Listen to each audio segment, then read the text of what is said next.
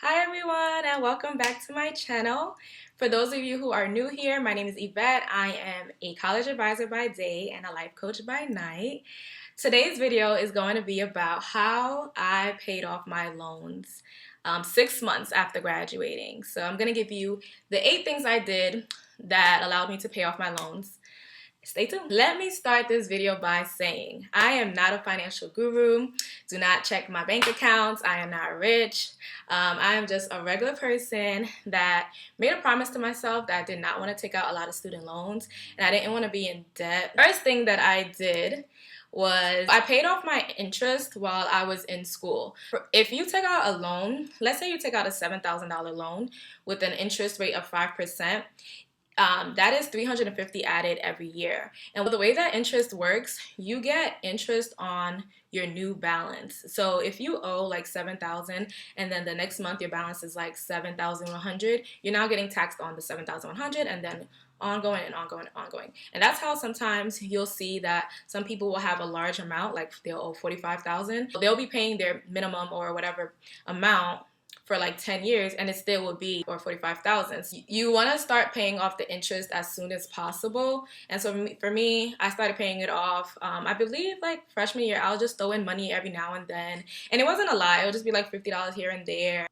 I had a lot of opportunities that allowed me to not have to take out as many loans. So if you go away for school, you probably know or have noticed that the largest part of your bill is housing. I joined something in my school called Residential Life, which allowed me to be an RA and paid for my housing. So the amazing thing is once that was taken off my bill, then I didn't really have much to pay. For graduate school, I had a graduate assistantship that paid 9 credits of my graduate program.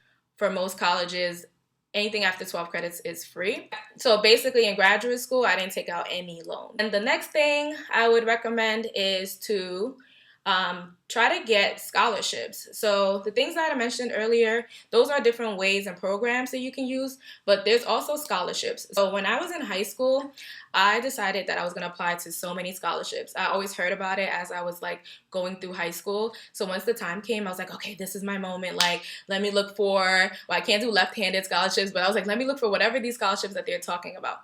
So I would apply, I would write so many essays and I didn't get not one. And I probably applied to maybe like over 20 or so. One day my school was doing a program about like different colleges or something like that. And so I just decided to go and they had a raffle for a scholarship and I ended up winning that, which was like so ironic because I spent so much time doing more work and I didn't get anything, but then I randomly just won that. So that was great. I forgot how much it was, maybe like $500, but it was still good to go towards my my balance.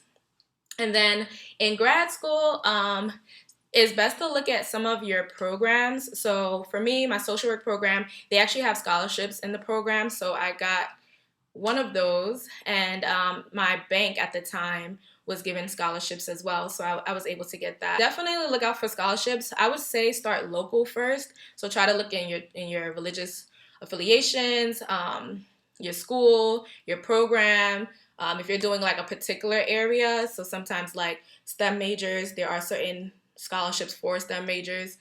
So I'll say definitely start there. And then you could kind of broaden out and look at different ones online on like FastWeb and all of those scholarship websites. The next thing I did to save money and pay off my loans was to graduate a year early. Once I found out that after you take more than 12 credits, at least for my school, everything after 12 credits was free, I started taking 18 credits. Even one semester, I took 21 credits.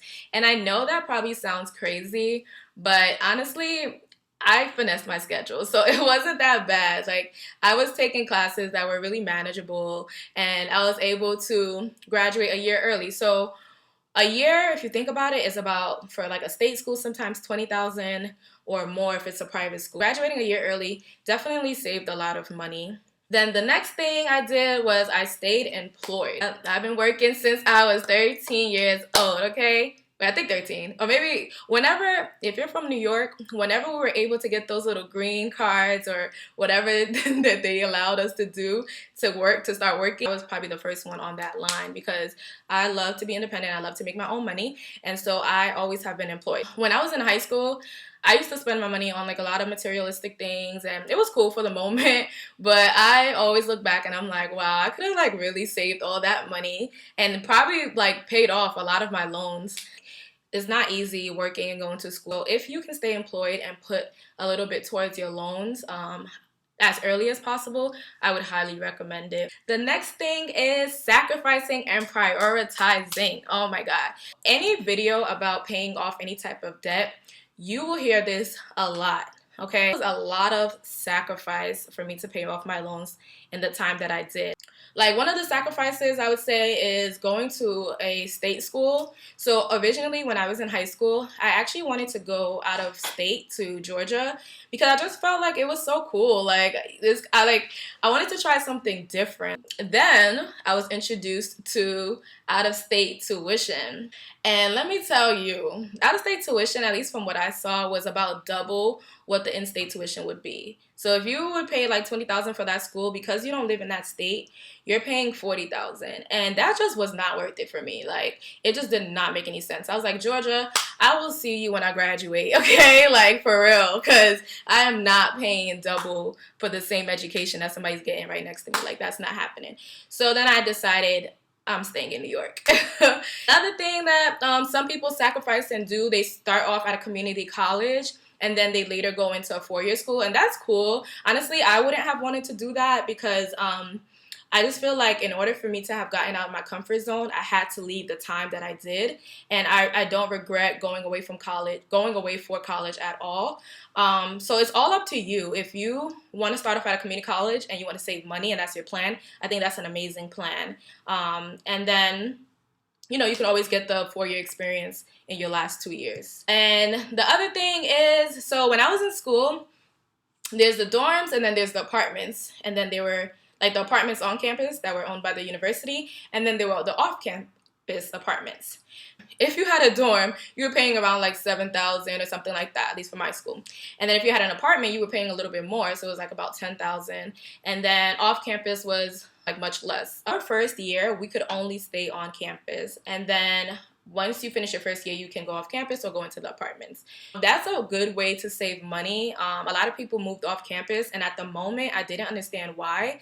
But doing the math now, it makes so much sense because you save so much money. But that's depending on your school and depending on the area of your school. In my situation, the area of my school was really, really cheap. So you definitely save money by doing that. One of my biggest sacrifices, so I said prioritizing and sacrificing.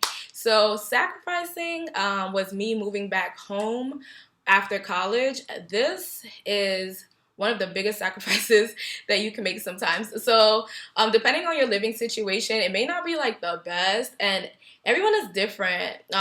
If you do have a great situation and you want to stay at home, honestly, I would have stayed at home till forever, like until like I got married or something. Like I would still be home right now, you know, because it depends on your situation. If you get to live rent-free in your home, that's fine. Then you get to save money and you get to pay off your loans faster that way. I would highly recommend staying at home as long as you can. I stayed at home, and for the first 6 months that I graduated, I was able to put all the check, like every single check that I got towards my loan. So I didn't even like use any of the money that I was earning. That was a big sacrifice too. So you can imagine it's time to do that.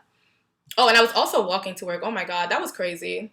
I don't know if I recommend that, but I did a lot of sacrifices to not have to have like any expenses.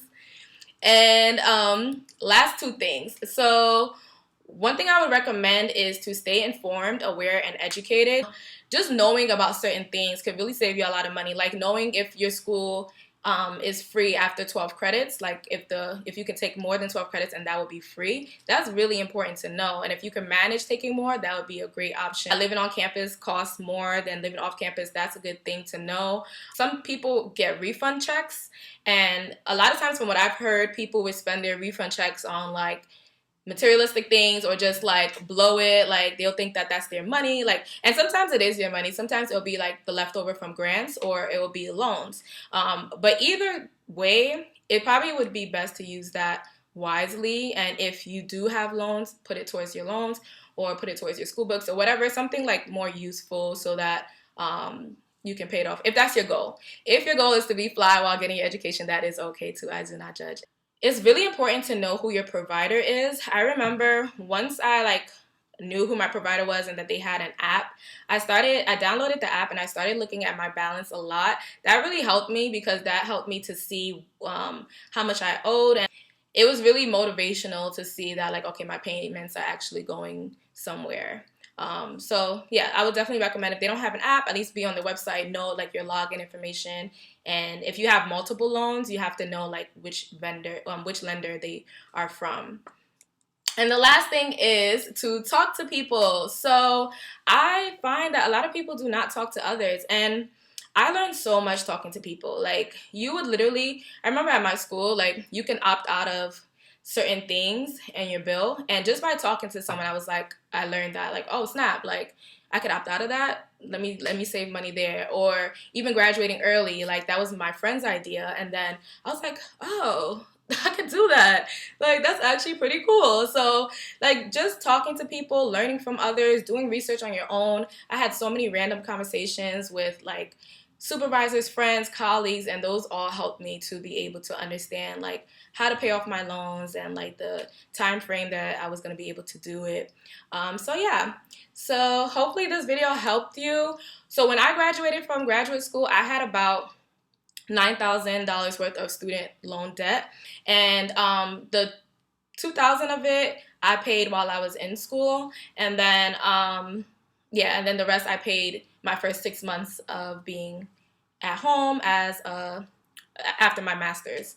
And I know there's people out there, you're probably watching this video, you probably have way more than the 9,000, and that is okay. Like don't be discouraged. I feel like regardless of what amount I would have had, I would have made sure I had a plan to pay it off because that's just like how I am. Exact words was, I do not want to owe anyone anything. Or you could take another approach. If you owe so much that you're like, you know what, this is just going to be there for life, that's okay too. But if you're watching this video and you want tips, definitely this is the way to go, and keep doing your research because there's more tips out there. I hope you liked this video. If you want more videos like this, or if you have any questions, feel free to leave it down below in the comments. Don't forget to like and share, and I will see you in the next video.